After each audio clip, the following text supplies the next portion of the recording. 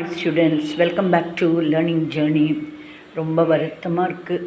84 வயசு ஆனாலும் வயசுங்கிறது ஒரு நம்பர் தாங்கிறது தான் நமக்கு தோணுது.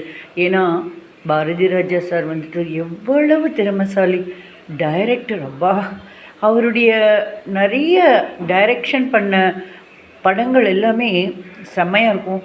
என்னென்னா அந்த கிராமத்துக்குள்ளேயே நம்மளை கூட்டிகிட்டு போயிடுவார். அந்த மாதிரி ஒரு இன்வால்மெண்ட்டோட அவருடைய டைரெக்ஷனில் நிறைய படங்கள் நம்மளும் என்ஜாய் பண்ணியிருக்கோம்.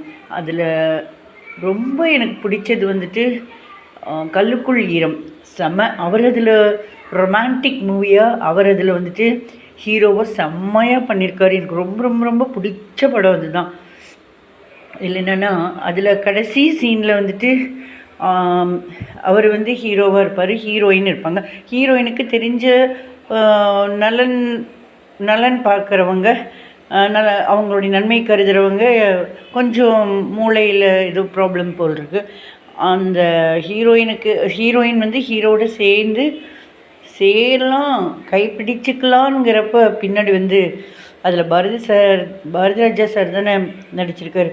பின்னாடி வந்து ஈட்டியில் குத்துவாங்க. ஐயோ அப்பான்னு நமக்கு மனசு ரொம்பவே தாங்காது இல்லையா? அது வந்து படத்துலேயே நம்மளால் தாங்கிக்க முடியல. இப்போ இயற்கை மரணம்தான், வயசாகிடுத்து அப்படின்னு சொல்கிறாங்க. அது இயற்கை தான். இருந்தாலும் திறமையான மக்கள் வந்துட்டு இந்த உலக விட்டு போகிறத யாருமே விரும்ப மாட்டாங்க. நானும் வேதனையாக தான் மனசு வேதனைப்படுது. எழுந்துவான்னு ஒரு பாட்டு இருக்குல்ல, அந்த மாதிரி தான் தோணுது எனக்கு. அவர் நிறைய படங்களில் அவர் டைரக்ட் பண்ண நிறைய படங்களில் இந்த கல்லுக்குள் ஈரத்தில் ஒரு பாட்டு கூட எனக்கு இப்போவும் கூட அவரை நினச்சா அந்த ஒரு பாட்டு கண்ணுக்கு முன்னாடி வரும். அதான் இந்த பாட்டு. சிறு பொன்மணி அசையும் அது சிரிக்கும் புது இசையும், சிறு கண்மணி பொன் இமைகள் தாளலயம்,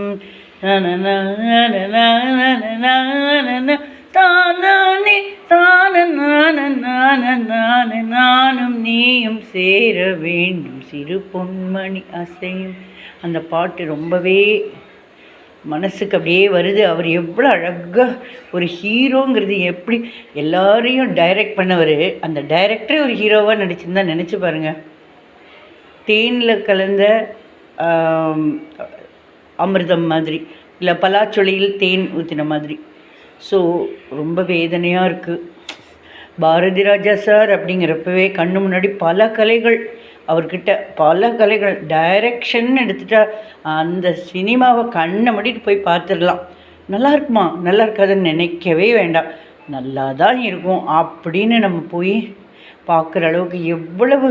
அதுவும் நான் வந்து ஒரு 7ஆம் கிளாஸ் 8ஆம் கிளாஸ் படித்தேன்னு நினைக்கிறேன். அப்போல்லாம் எனக்கு ரொம்ப பிடிக்கும் இந்த கிழக்கே போகும் ரயில். அதில் வர சீனு அப்பா, என்னென்னா அதில் ராதிகா மேடம் நடிச்சிருக்காங்க, சுதாகர் சார் நடிச்சிருக்காங்க. அந்த படத்தில் வந்துட்டு ஹீரோயினாக ராதிகா மேடம், சுதாகர் சார் நடிக்கிறப்போ அவங்க வந்து ஒரு டச்சிங்கில் வந்துட்டு ஒரு காமம் கலந்த ஒரு மோகம் கலந்த காதல் இருக்கும் இல்லையா? பிரம்மையாக அப்படியே பித்து பிடிச்ச மாதிரி இருக்கிற ஸ்டேஜ். அந்த டைமில் ஒரு மியூசிக் போடுவாங்க. அது வந்து இந்த படம் பார்த்தா தான் அதனுடைய அனுபவம் தெரியும். அந்த அனுபவம் எனக்கு இன்னும் மனசில் இருக்குது.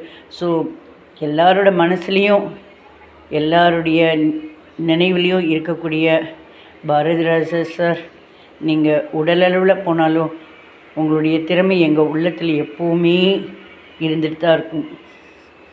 உங்களுடைய ஆன்மா சாந்தியடைய எல்லோரும் இறைவனை வேண்டிக்கிறோம் சார்.